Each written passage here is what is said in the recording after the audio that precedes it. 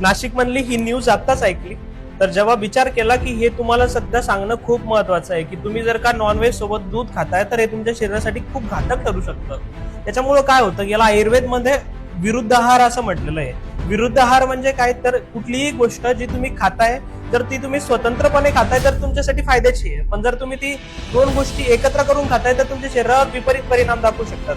तर अशा गोष्टी कोणत्या कोणत्या आहे, दुधासोबत तुम्ही आजकाल खात असलेले वेगवेगळे मिल्क शेक आहे, त्याच्यासोबत बनाना शेक आहे, वेगवेगळे जे फळं दुधामध्ये मिक्स करतोय आपण, नॉनव्हेज सोबत दूध जे खातोय, अंड्यांसोबत जे दूध खातोय, हे सगळ्या गोष्टी आपल्या शरीरात म्हणजे जाऊन आपलं जे अग्नी आहे, जे पाचक अग्नी आहे, जे डायजेस्टिव्ह फायर आहे, तिला कमकुवत करते आणि ते जर कमकुवत झालं तर शरीरात आम तयार होऊन शरीरात विष साचते आणि हे विष साचून साचून एक दिवस वेगवेगळे त्वचारोग, ऍसिडिटी, गॅसेस, ॲलर्जीचे प्रॉब्लेम आणि वेगवेगळे शरीरात आजार उद्भवायला सुरुवात होऊन जाते किंवा बऱ्याचदा विषबाधा होऊन त्या क्षणी मृत्यू देखील होतो.